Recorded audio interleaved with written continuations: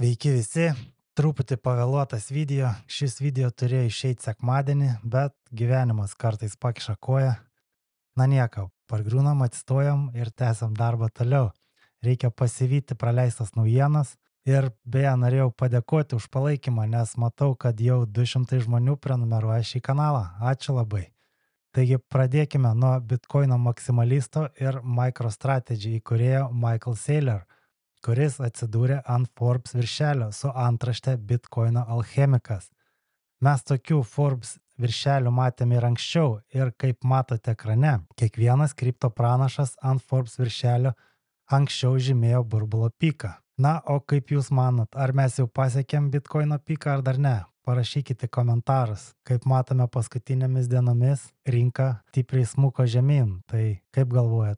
Toliau pakalbam apie Bitcoino rezervus.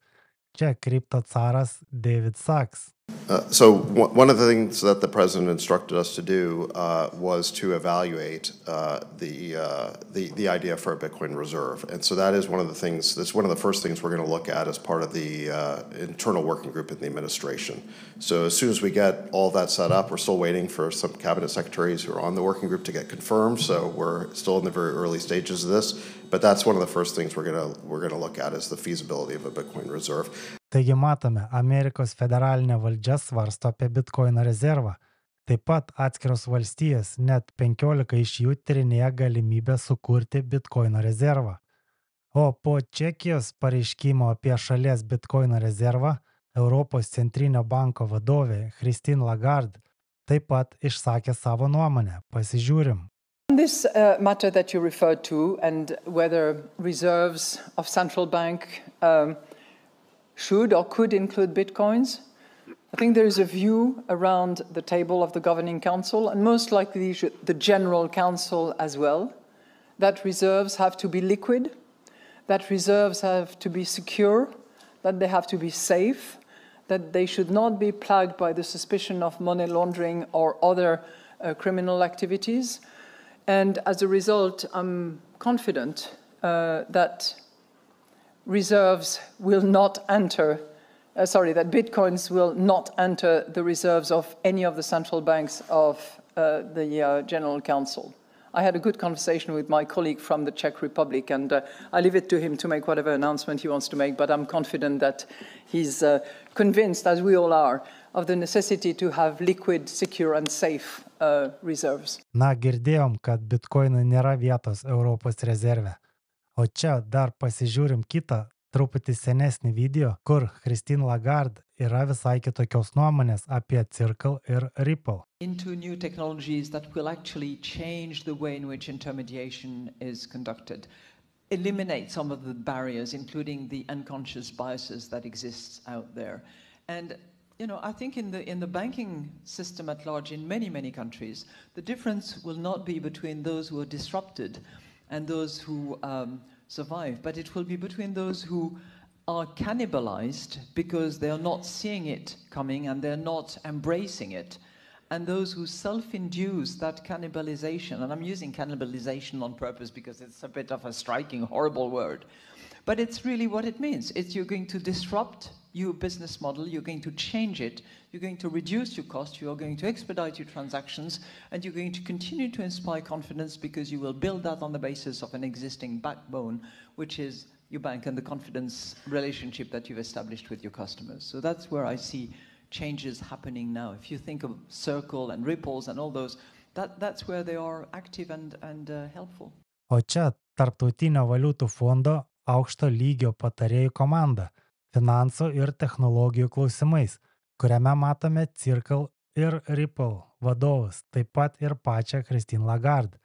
Tai tik patvirtina, kad Circle ir Ripple bendrovės veikia ne tik kripto sektorėje, bet ir aukščiausiuose finansų sluoksniuose. Toliau ETF vis daugėja. Matome, kad XRP ir Solana turi jau po 11 skirtingų ETF paraiškų, kurios laukia SEC patvirtinimo. Kanados Purpose Investments pateikė naujausią XRP ETF paraišką Kanadoje ir nori būti pirmieji gavę patvirtinimą XRP ETF-ui. Grayscale taip pat nori savo XRP fondą paversti į ETF-ą. Taip pat jie pateikė paraišką dėl Dogecoin ETF. O čia matome, kad naujoji SEC patvirtino pirmąjį Bitwise bendrą Bitcoin ir Ethereum ETF-ą. Taip pat SEC paleido naują kriptovaliutų darbo grupės svetainę, siekdama suteikti aiškumą dėl kriptovaliutų įstatymų. Europoje dar viena birža šalina USDT. Kraken pašalins USDT ir kitus stablecoinus Europos ekonominėje erdvėje iki kovo 31 dienos dėl MiCA reguliavimo. O Tether nusprendė išleisti USDT Bitcoino Lightning tinkle. Kaip žinome, Salvadoras jau bandė Bitcoin Lightning tinklą ir nesėkmingai. Mokėjimai strigo, nebuvo patogus ir galiausiai jie atsisakė Bitcoino kaip legalaus mokėjimo būdo. Mano nuomonė, tai čia bandymas iš Tetherio pusės parodyti, kad Bitcoinas yra naudingas kaip mokėjimo būdas, nes kaip matome, USDT praranda rinkas ir jiems bus vis sunkiau išpūsti Bitcoino kainą spausdinant USDT. O pasaulis po truputį prabunda iš Bitcoino sapno ir jiems reikia kažką daryti, kad šis sapnas tęstųsi. Dabar ir pažiūrim video, kur Nasdaq'e ekspertas siūlo apeiti Bitcoiną, nes ateitis tai ne Bitcoinas, o kitos blockchain technologijos. For a lot of viewers who are kind of new to crypto and don't really know what to think about stablecoins, don't really know what to think about wrapped assets like wrapped treasuries, stablecoins are great because they help keep value on-chain where it needs to be. Wrapped treasuries and RWA items that are used for collateral, great. They allow people to keep things on-chain, just to keep everything away from the fiat world. That's critically important. They say, well, how does that affect me? I don't know what to buy after Bitcoin. All of those things have to settle on a blockchain. They're not their own blockchains. They might settle on Ethereum or another blockchain, but they're going to need one. So when everyday investors are thinking, how can they expand their crypto knowledge outside of Bitcoin, think of all the things that we're talking about. Most of them are going to have to settle, be executed and cleared onto a blockchain. Which blockchain those are going to be among the winners. So just a little bit to spread the knowledge. We're trying to get people past Bitcoin, which basically just moves from one address to another, into the future of finance. And all of the stuff that we're talking about here is going to have to participate.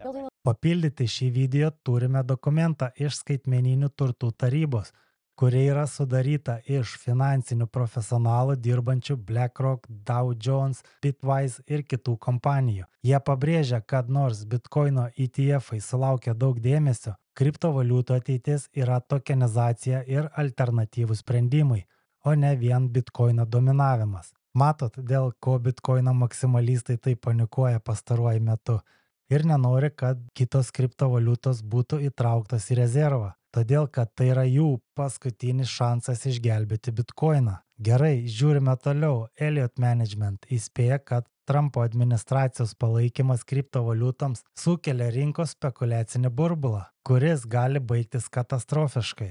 Elliott out with a new investor letter with a warning on crypto. Leslie Picker following that story for us. What are they saying, Les?